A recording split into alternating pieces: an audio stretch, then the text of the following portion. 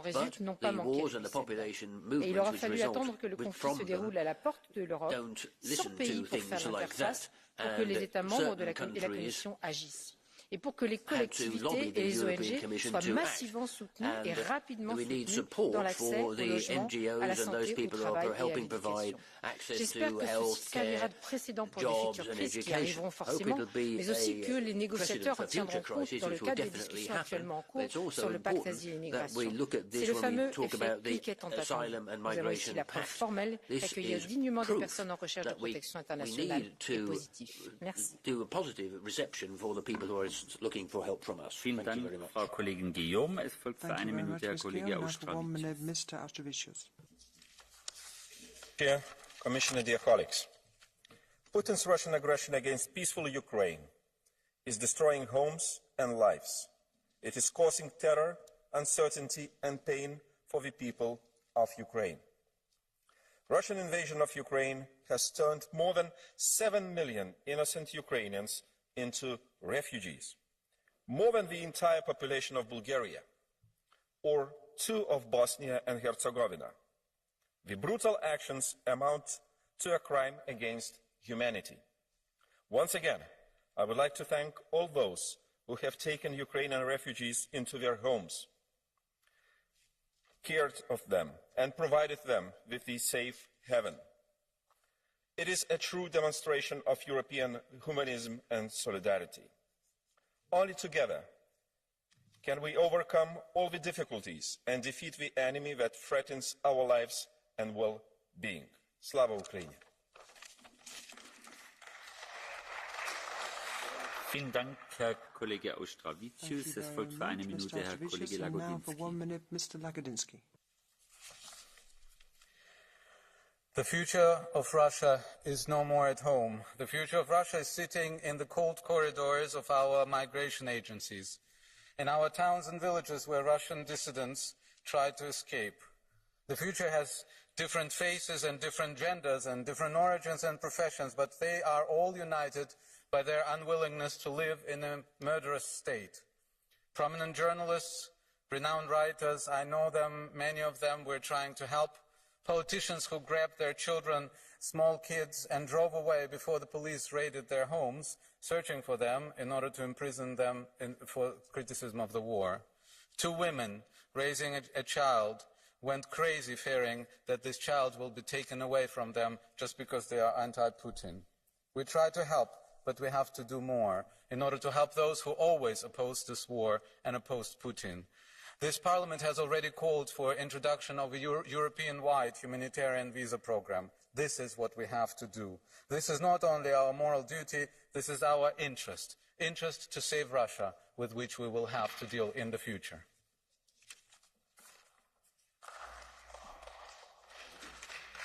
Vielen Dank, Kollege Lagodinsky. Thank you very much, Mr. Lagodinsky. For 1 minute, Ms. Wisniewska. Panie Przewodniczący, Pani Komisarz, Szanowni Państwo, 7 milionów Ukraińców przekroczyło polską granicę. Kobiety, dzieci zatrzymały się w Polsce. Jest ich na ten czas prawie 2 miliony. Polska ponosi największe koszty migrantom z Ukrainy. Ludziom, którzy uciekli przed agresją rosyjską. Oprócz tego, co wszyscy tutaj Państwo mówicie, jak bardzo się wzruszacie, jak bardzo trzeba pomagać Ukraińcom, należy postawić sobie pytanie, jak Unia Europejska pomaga krajowi, który w największym stopniu ponosi obciążenia związane z tą wielką falą migracyjną z Ukrainy. Ta pomoc jest iluzoryczna, Pani Komisarz. Pani była na granicy, Pani wie, jak wygląda polska pomoc dla uchodźców ukraińskich. Otworzyliśmy dla nich serca, otworzyliśmy dla nich domy. Państwo polskie finansuje edukację ukraińskich dzieci. Obywatele polscy dają schronienie. Czas zacząć działać. Potrzebujemy konkretnej, wymiernej finansowej pomocy. Dziękuję. Thank you.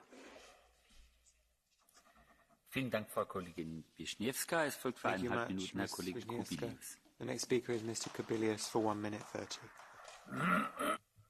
Dear colleagues, Russia as a terrorist country was and is weaponizing migration. Since last year, Russia started to weaponize illegal migration through Belarus of people from Africa and Middle East into Lithuania, Poland, Latvia. With the beginning of the brutal and criminal war against Ukraine, Russia was hoping that millions of war refugees from Ukraine will not be accepted in EU countries and chaos will prevail. Putin failed. Europeans showed their solidarity. With the recent mass bombings of civilian infrastructure in Ukraine before the winter, Putin expects that new millions of Ukrainians will be forced to leave the country. With the recent mass military mobilization in Russia, Kremlin created a new mass flow of migrants from Russia itself. In hundreds of thousands, they are going to Kazakhstan, Georgia, Armenia. Russians don't want to live in their terrorist country. That is an essence of today's Russia, and that is a tragedy of Russia. What should be our policy response? We need to keep our eastern borders under strict control vis-à-vis Putin or Lukashenko manipulated migrants from Africa and Middle East. Second, we need to declare that we shall accept all the Ukrainians who will be forced to leave the country because of the Putin's war. And third, we need to financially help Kazakhstan, Georgia, Armenia, which accept massive flows of Russian refugees. With proper security precautions and according to our legislation on asylum, we need to be ready to accept those Russians who will become deserters from real Russian armed forces. Terrorist states will fail, whatever weapons, including weaponization of migration, they will try to use against us. Thank you very much, Mr. Kubilius. The next speaker is Mr. Reuten. Thank you, President. I will speak in Dutch. Collega's, commissaris, veel dank voor uw persoonlijke inzet. Als ik terugdenk aan het begin van de Russische invasie van Oekraïne, denk ik aan de aanval op de vrijheid, het menselijk leven veroorzaakt door Poetins oorlog. Maar ook aan die overweldigende en ontroerende solidariteit met Oekraïnse vluchtelingen. De EU-lidstaten die razendsnel opvang en bescherming optuigden en duizenden Europeanen die hun huis openstelden. In veel lidstaten, ook in Nederland. Dat maakt mij trots. Maar het moet mij toch van het hart. Het contrast met de situatie in Ter Apel, ook in Nederland, ook in Europa, is groot. Kinderen slapen op de grond, vluchtelingen staan uren in de regen. Dan schaam ik me als Nederlander, als Europeaan. We moeten ons voorbereiden op nieuwe vluchtelingen uit Oekraïne. Samen, in solidariteit, kunnen we dat aan. We zijn voorbereid. Maar laten we menselijkheid opbrengen voor alle vluchtelingen die geweld en onderdrukking ontvluchten. Bommen maken geen onderscheid. Dat mogen wij ook niet doen. Vielen Dank, Herr Kollege Reuten. Es folgt für eine Minute Herr Kollege Oetjen. Thank you, Mr. Reuten. The next speaker is Mr. Oetjen from Kommissarin, verehrte Damen und Herren. Commissioner. Die Ukraine ist am 24. Februar angegriffen worden. Die Reaktion der Europäischen Union war sehr schnell danach. Mit der TPD, der Richtlinie für den temporären Schutz, haben wir ein gutes Instrument genutzt, Frau Kommissarin, den Ukrainerinnen und Ukrainern zu helfen. Das war ein Erfolg. Die Europäer haben ihr Herz und ihre Häuser geöffnet. Nun kommen Russen, mehr Russen, die sich Putin verweigern. Und meine sehr verehrten Damen und Herren, wir haben als Europäer eine Verantwortung auch gegenüber diesen Russen, die sich gegen das System stellen und müssen diesen Russen einen sicheren Hafen bieten, eine sichere Zuflucht bieten. Und diese Menschen müssen auch in Europa Schutz finden können, genauso wie die Menschen, die aus der Ukraine geflohen sind. Ich möchte abschließend aber auch einen Satz sagen zum Migrationspakt. Denn natürlich ist die TPD keine Antwort auf den Migrationspakt. Ich möchte insbesondere diejenigen Mitgliedstaaten, die sich jetzt danach rufen, dass die Europäische Union helfen muss, sagen, ja, die Europäische Union muss helfen, aber diese Mitgliedstaaten müssen auch ihre Blockade gegenüber dem Migrationspakt aufgeben. Vielen Dank. Thank you very much, Mr. Oetjen, says the President. The next speaker for 1 minute is Ms. Kemper. Pani Przewodnicząca, Pani Przewodniczący, Pani Komisarz. Ile zostało z Europy Schumana, z Europy solidarności, z Europy szacunku? Odpowiedź trzeba postawić sobie na to pytanie w dobie toczącej się bardzo brutalnej wojny w Ukrainie. 9 miliardów złotych to prawie 2,3 miliarda euro, które wydał rząd Polski na wsparcie i akomodację dla ukraińskich uchodźców przebywających w Polsce. To jest taka sama kwota, którą Komisja Europejska przeznaczyła na wsparcie dla wszystkich 27 krajów Unii Europejskiej. Gdy Polacy robią wszystko, aby wspomóc walczącego sąsiada, ponosząc gigantyczne koszty niestabilności oraz rosnących cen energii, tutaj w Unii toczy się gra. Komisja blokuje należne środki na KPO, toczy spór o wydumaną samorządność. Kreml może się tylko cieszyć z takiej The Kremlin must be happy To with gorzkie i this smutne, ale situation. chcę to It is przekazać very sad, od wielu but that's my polskich message to obywateli. you from many A Polish przecież 6 citizens. miliardów euro wypłacono 6 Turcji za billion euro przyjęcie paid out to ponad 3 Turkey milionów for uchodźców. receiving To 3 1 miliard million euro refugees. rocznie. 1 Dlatego billion tu nie per chodzi o year. finanse. My This is jesteśmy not dumnym about narodem, money. ale We are chcemy a zwrócić proud uwagę nation, na to, but please że note that we really need your assistance. The speaker is interrupted. Für 1,5 Minuten Herr Kollege Zarfalejos. The next speaker for 1 minute 30 is Mr. Zarfalejos. Gracias, señor presidente, señora comisaria. De la misma manera que no ahorramos críticas cuando las cosas no se hacen bien, tenemos que poner de manifiesto lo que funciona. La Directiva de Protección Temporal está funcionando, el esfuerzo financiero en apoyo de los refugiados y de los países de acogida es un esfuerzo sostenido y sustancial y la solidaridad es real. Sabemos que este frente de la solidaridad concreta con los ucranianos es también decisivo para que la agresión rusa fracase y para que la Unión Europea haga visible su unidad contra el agresor. Sin embargo, tenemos que ser conscientes de que en medio de esta crisis humanitaria, los flujos migratorios convencionales siguen aumentando. Las cifras de 2022 recuerdan a las de 2016, cuando la Unión Europea vivía la mayor crisis migratoria de su historia, detonada por el conflicto en Siria. Desde enero hasta agosto se ha producido un aumento del 75% de las entradas irregulares por comparación con el año pasado. Nos adentramos en una situación que en poco tiempo puede llegar a ser crítica. Tenemos que ofrecer una solución europea para restablecer la confianza entre los Estados miembros y recuperar la confianza de los ciudadanos en nuestra capacidad para gestionar la migración en tanto que Unión.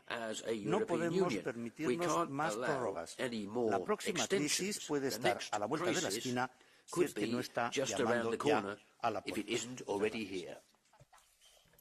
Vielen Dank, Herr Kollege Zarfalejos. Thank you, Es folgt für eine Mr. Minute Herr Kollege Zarfalejos. Kohut. The next speaker is Mr. Kohut for 1 minute.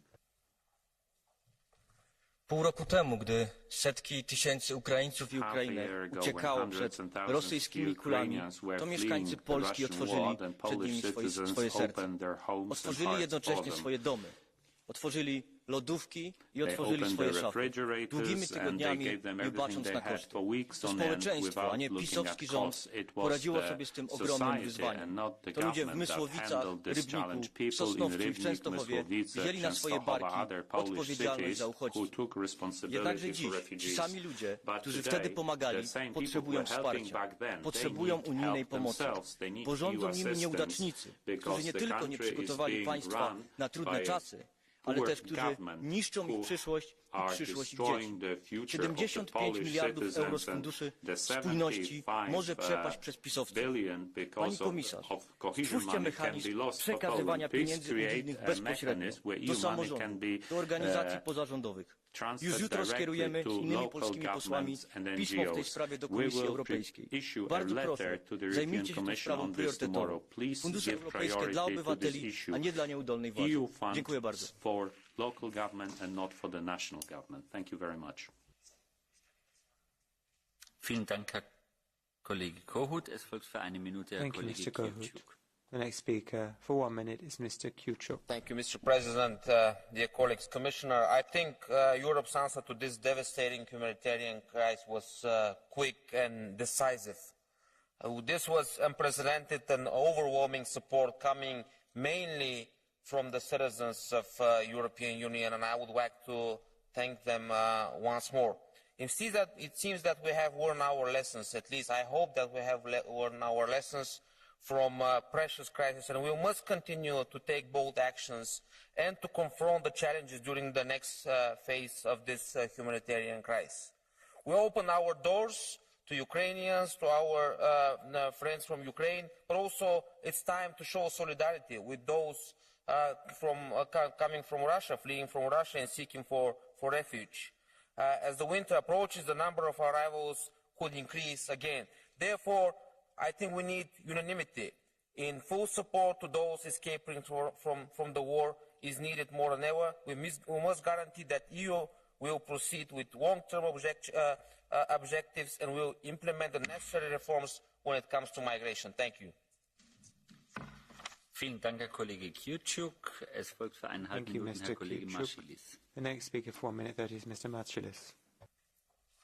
Dėkoju pirmininkė, komisarė, kolegos. Rusijos pradėtas agresyvus karas Ukrainoje greta kitų fatališkų pasekmių nuo pirmų dienų sukėlė Europoje seniai nematytus migracijos srautus. Šiuo metu prieglobsčio prašytojų yra 4 milijonai. Dėka operatyvios nevyriausybinio organizacijų, valstybių narių vyriausybių reakcijos, komisijai aktyvavus laikinosios apsaugos direktyvą, komisijai ir tarybai priėmė sprendimus dėl finansavimo, situacija stabilizuota, bet prieglobsčio našta išsidėsto netolygiai. Skaičiuojant nuo bendrojo vidaus produkto, didžiausias krūvis tenka Baltijos valstybėms ir Lenkijai, o dar ir ne ES nariai Moldovai. Visą tai ilgalaikės pastangos. Pabėgėlių integracija į sveikatos, socialinę švietimo sistemas, integracija į darbo rinką. Prisidedame sprendžiant migracijos iš vienų regionų į kitus pačioje Ukrainoje problemas. Didžiuojuosi, kad tai daro ir Lietuva. Bet karo veiksmai nesibaigia. Rusija pasirinko nusikalstamą taktiką. Savo netektis frontuose bando kompensuoti sėdamas žūtis ir nevilti civilių tarpe vėl ir vėl bombarduodama Ukrainos teritoriją, ardydama civilinę infrastruktūrą, dabar jau pasitelkdama vis modernesnį ginkluotę, kurią yra kas jai parduoda. Artėja sunki žiema, tad norėtųsi išgirsti, kaip esame pasirengę naujai eventualiai išeivių iš Ukrainos bangai. Dėkuoju. Vielen Dank, Herr Kollege Maršilis. Es folgt für 1 Minute Frau Kollegin Kaljurand. The next speaker is Ms. Kaljurand for 1 minute. Thank you, President. Thank you, Commissioner. I will speak in Estonian. Venemaa agressioon Ukraina vastu on oluliselt mõjutanud migratsiooni Euroopa Liidus. has had an impact on migration in the European Union. First, we have refugees from Ukraine. I'm happy that countries bordering on, such as Estonia, also have supported refugees from Ukraine. And this has been thanks to volunteers. But this cannot go on forever if member states do not help. We have to show solidarity. Then we have a migration wave from Russia. It's only right that we stop issuing visas to Russian citizens, and many member states have also taken measures to limit tourism from Russia. I call on every member state to do that. It's not the time to allow tourism by Russian citizens to Europe. And thirdly, using people as a hybrid weapon. We've seen it in Karjala, we've seen it on the Belarusian-Lithuanian border. We have to be ready for such things. The European Union border has to stay protected. Thank you. Vielen Dank, Frau Kollegin Kaljurand. Thank you very much, Madam. The next speaker for a minute and a half is Mr. Bilčić. Mr. President, Commissioner, colleagues. As Russia wages its brutal aggression against Ukraine, one of the most stark images of the war is the plight of Ukrainian citizens running with few belongings either across their country to safety or to neighboring countries. As Russia's destruction of civilian objects and infrastructure continues indiscriminately, these chilling images are among the most profound. Ukrainians today are the faces of refugees in Europe. I would like to thank all European citizens that have shown solidarity with Ukrainian refugees. European countries are sharing a disproportionate burden. Some are transition countries. Some are becoming new homes to thousands of Ukrainians. To all those who actively volunteered, opened the doors of their homes, shared their meals, big thank you. Europeans have welcomed Ukrainians with open arms. Long before Russia's war on Ukraine, Russia and Belarus have used migration as a political tool to rattle European solidarity. Putin's regime's cold calculation is that Europe will not be able to manage Ukraine's refugees and will give in to fierce migration bickering between member states. Well, let's be clear. We must prove Putin wrong. To Putin we say, get out of Ukraine, stop terrorizing its population, stop making people leave their homes, their jobs, their friends and families. We will never succumb to your methods. Europe will remain in solidarity with Ukrainian refugees, and Europe will find a way to manage migration in a unified way. I'm convinced. Thank you. Vielen Dank, Herr Kollege Bilčić. Frau Kollegin Winzig sehe ich nicht, deshalb folgt jetzt Herr Kollege Ressler für 1,5 Minuten. As Ms. Winzig is here, I will give the floor to Mr. Ressler. Hvala puno, potpredsjedniče. Thank you very much, President. Vihor rata u Ukrajini pokrenuo je najveće kretanje raseljenih osoba u Europi još od Drugog svjetskog rata. U vremenu duboke neizvjesnosti za cijeli kontinent svjedočimo i dramatičnom povećanju nezakonitog prelazaka na takozvanoj balkanskoj ruti s preko 100.000 ilegalnih migranata samo u ovoj godini. Stanje je loše, a prijeti postati krajnje maligno, velikim dijelom zbog djelovanja Srbije. Beskrupuloznim zloupotrebom viznog režima Srbija nagrađuje zemlje koje ne priznaju Kosovo i tako omogućuje da se sada na europskim granicama pod okriljem noći pojavljuju migranti iz zemalja iz kojih ranije nije bilo, kao što su Burundi, Indija ili Kuba. Stvaranje migracijskog pritiska na državnu i europsku granicu još jednom otvara temeljno pitanje. Pitanje civilizacijske orijentacije Srbije. U ovoj krizi koja razotkriva, ona se čini ponajmanje europskom. Seems not a European country. If this continues to happen, the price of such politics is going to be paid by the citizens of Serbia. We cannot close our eyes towards this migration pressure, especially when we are talking about a regime that finds its model in Russia and also in its energy relations with Russia. Thank you. Vielen Dank, Herr Kollege Ressler. Es folgt für 1,5 Minuten. Thank you, Mr. Ressler. Didier. I give the floor to Mr. Didier for a minute and a half. L'Union européenne, et notamment la France, ont été au rendez-vous de l'accueil des citoyens ukrainiens qui souhaitaient quitter leur pays pour échapper à la guerre. Grâce au statut de protection temporaire, l'intégralité des femmes, des enfants et des personnes âgées qui ont voulu quitter l'Ukraine ont pu le faire et ils ont été accueillis dignement sur les différents territoires d'Europe. Ils sont près aujourd'hui de 4 millions. Un tel accueil n'est cependant possible que si nos pays ne conservent pas sur leur territoire les immigrés clandestins qui, eux, n'ont rien à y faire. Sur 10 clandestins qui se sont vus déboutés de leur demande d'asile, 9, soit 90% d'entre eux, restent en France en violation de nos lois. Une seule solution pour mettre fin à cette faiblesse de nos gouvernants. Obliger les demandeurs d'asile à effectuer leur demande à l'étranger et interdire toute étude de dossier de celui qui n'aurait pas respecté cette règle. Ceux qui détournent le droit d'asile de son objet ne font pas qu'insulter la tradition d'accueil des réfugiés qui fait l'honneur de la France et de l'Europe. Ils insultent aussi les peuples, comme celui d'Ukraine, qui mérite un accueil digne et humaniste de notre part. Vielen Dank, Herr Kollege Didier. Wir kommen nun zum Catch-the-Eye-Verfahren. Liebe Kolleginnen und Kollegen, wir haben ein paar wenige mehr als der Zeitraum von 5 Minuten zulässt. Das ist eine wichtige Debatte, deshalb lasse ich alle zu. Ich möchte darauf hinweisen, dass ich sehr genau auf die Einhaltung der Redezeit von 1 Minute halte. Es beginnt Frau Kollegin Šojdrová. Ms. Šojdrová will kick the Catch-the-Eye off. Děkuji, pane předsedající. Jaký je dopad ruské invaze?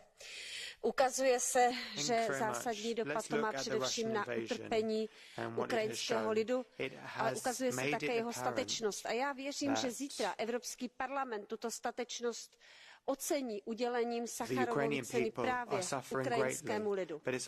Dopad má migrace na členské státy. Já chci připomenout, že je to také Česká republika, která hostí více než 450 000 uprchlíků. And then there are also the member states. Czech Republic, for instance, has welcomed some 450,000 refugees. We welcome them with open arms. They are our friends, but it does bring high costs with it. We expect the EU to show solidarity and to provide support, not just moral support, but also financial support. These costs, we need support with these costs so that we can provide refugees with everything they need. Temporary protection is currently working, but it's working because it is well targeted. The Temporary Protection Directive is not suitable for everyone, not for Russian refugees. They should apply for normal asylum, so to speak. Thank you. Thank you, Ms. Šojdrová. The next speaker is Mr. Olekas. Thank you, President. Madam Commissioner, first of all, I would like to thank you for the attention that you've shown to Ukrainian refugees right from the start of the war. The Temporary Protection Directive has been reactivated and financial support has been provided. And now the initiative to provide funds for NGOs is also welcome. I would also like to thank all Europeans who've received Ukrainians, also the Lithuanian people who've shown a lot of attention by opening their homes, by feeding the refugees and trying to find jobs for them. Madam Commissioner, I would like to draw your attention to the fact that Putin's aggression in Ukraine has caused other flows of migrants from Belarus. Those are people who do not support their authoritarian regime of Lukashenko, and they face the same problems here in Europe. So I would like to urge you to provide shelter and support to refugees from Belarus as well. Thank you. Thank you, Mr. Olekas. The next speaker is colleague Kurzus. Thank you, President. Putin tries to destroy and depopulate Ukraine. His objective is to create millions of refugees and destabilize the European Union. He already tried it in 2021 through Lukashenko. Since the Russian invasion in Ukraine, he developed this kind of hybrid war at an unprecedented scale. Nevertheless, his effort to destabilize EU member states had exactly the opposite effect. European citizens, governments, regional and local authorities warmly welcomed millions of Ukrainian refugees. A new dynamic was created in favor of European unification and Ukraine's EU membership. European solidarity proved an effective answer to Putin's hybrid war. Let us build on our big European success by increasing funding. Thank you. Thank you, sir. The next speaker is Ms. Herzberger-Fofana. Merci, Monsieur le Président. La guerre nous appelle à ne pas oublier nos valeurs d'humanisme qui s'expriment par la solidarité envers tous ceux qui fuient l'Ukraine. Tous les réfugiés méritent le même respect sans exception. Et pourtant, il existe un racisme caché qui apparaît dans les différences de traitement des réfugiés. De nombreux Africains qui se trouvaient en Ukraine ont été arrêtés aux frontières de l'Union. Tout le monde a le droit de fuir un pays en guerre, quelle que soit la couleur de sa peau. Les États membres devraient permettre aux étudiants étrangers qui ont fui l'Ukraine de poursuivre leurs études sans obstacle bureaucratique. En effet, les étudiants africains qui étaient dans les universités ukrainiennes ou qui faisaient une formation sont confrontés à de nombreux problèmes dans nos États. Ils ne peuvent s'inscrire dans nos universités que s'ils ne peuvent pas retourner dans leur pays d'origine. Certains États exigent même qu'ils retournent chez eux et de là demandent un visa pour poursuivre leurs études dans une université de l'Union européenne. Nous demandons aux États membres de l'Union européenne d'accueillir avec la même compassion les personnes issues de minorités. Notre solidarité doit être totale vu l'importance que nous accordons à l'éducation.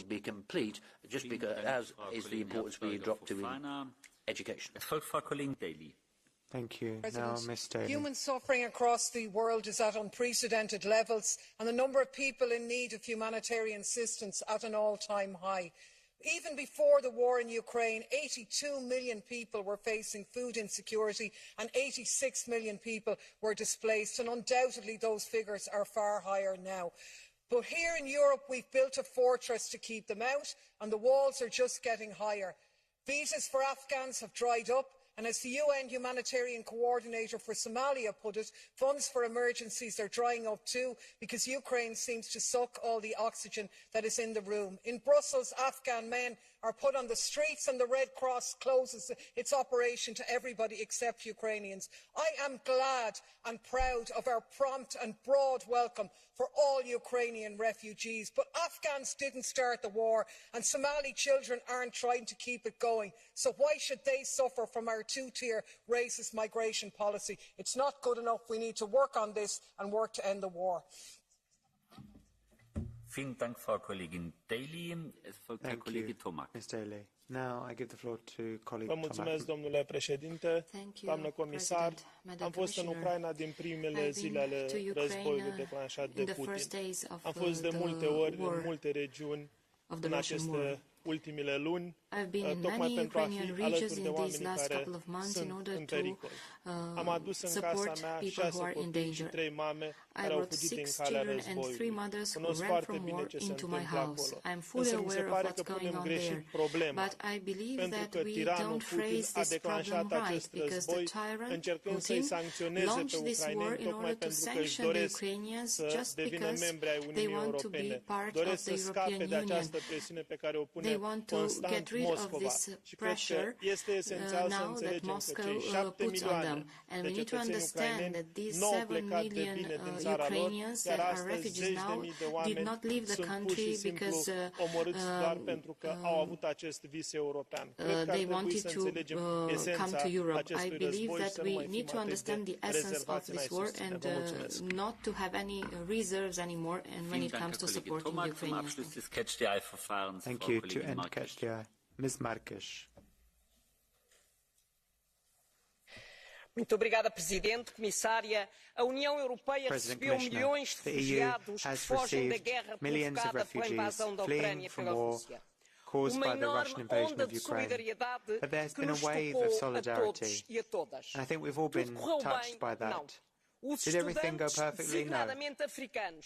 Many students of African origin were at Ukrainian universities and they encountered bigger problems. But will the Commission speed up the process for them? Well, I would say, however, that European solidarity has and is working. Those who've been helping, those who've arrived should enjoy access to various services, and the temporary protection directive was invoked for the first time since the year 2001. Now, Commissioner, what lessons can we learn from this crisis? How can this crisis cause the Member States to change their conduct in the future? Thank you very much. That ends Catch the Eye. And now, to wind up the debate, I give the floor to Commissioner Johansson.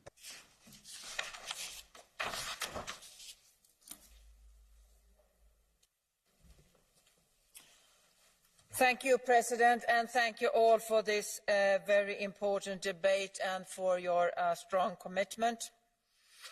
Putin is responsible for this terrible war. He wants to destroy Ukraine. He wants to destroy the Ukrainian as a people. But we should not be naive. He also would like to destroy the European Union. Putin is a threat also towards us. And the security threat in the European Union is rising. And we need to act to protect ourselves. The right to apply for asylum, also for Russian citizens, remain untouched.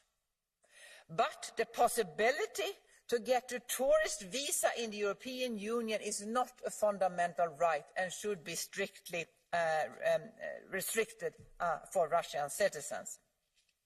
Putin must lose. It's the only way to end this crisis. And we must continue to support Ukrainians in Ukraine. We have mobilized so far €10 billion in humanitarian, emergency and military aid. Another €5 billion is in the pipeline. We are preparing for winter. And many of you have recognized, and thank you very much for that, for the unprecedented decision than when Member States agreed to my proposal to activate the Temporary Protection Directive. So far, 4.3 million Ukrainians have registered for temporary protection. But since May, every week we have seen more people leaving the European Union back to Ukraine and coming in the other direction. So quite a high number of Ukrainians are now back in Ukraine. I met some of them when I was in Kiev in August. And it's clear that those that have registered for a temporary protection, when they go back to Ukraine, they are no longer refugees. They should deregister from temporary protection. But they're afraid to do so because they say, well, if bombs start falling again, as they are right now, they need to quickly come back to the European Union. And they're welcome back to the European Union when things get worse. That's why we have been working together with the Member States, together with the Ukrainian government, to make sure what we say, you could always go back to Ukraine and you do not need to deregister, but you need to notify the Member State where you have registered that they are going back to Ukraine. But you can keep your registration so it's easy to come back to the EU if things get worse. Many of you, some of you raised the money. So as I said in the beginning, we have allocated all the 4 million euro in emergency assistance that we promised for protection of borders and for dealing with the refugees. We have supported the Member States most affected, and the biggest share has gone to Poland. We have also made sure that 30% of these funds will go to NGOs and local authorities. Concerning food insecurity, we must get the grain out of Ukraine, and we are taking action. Between May and August, EU solidarity lanes carried more than 11 million tons of grains, oilseeds and other products out of Ukraine. And we provide a total of 7.7 billion in support for food insecurity as part of global gateway investments in partner countries. Food insecurity could bring conflict, increase criminal and terrorist threat, and provoke social unrest. These could provoke people to flee. So far, we are not seeing this happen, but we remain vigilant. We are closely following the developments. And to conclude, dear honourable members, since February, we as the European Union have shown what we can achieve when we work close together, united, to deal with the migration crisis. We should use these lessons learned of what we can achieve when we actually cooperate in a positive way, to use that on the Pact on Migration and Asylum, to make sure that this pact will be adopted during this mandate. Thank you very much. Yeah.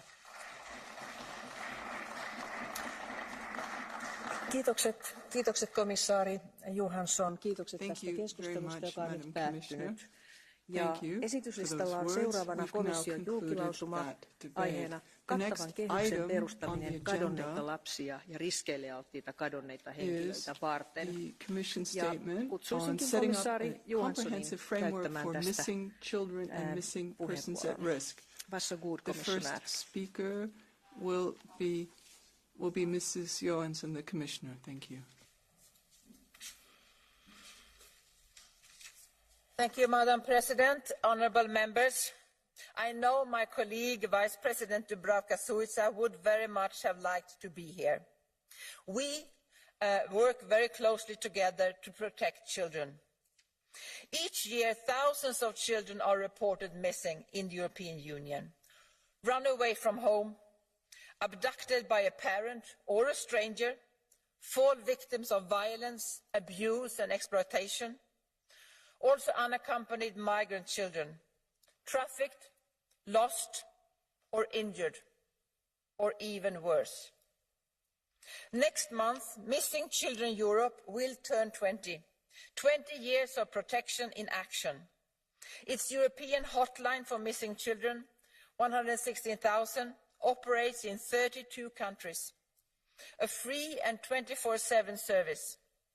Any child, friend, family member or teacher can call for immediate help. The EU supports with funding. We must all work together in the European Union. Police and helplines, child protection services, judges, civil society organisations, our whole society.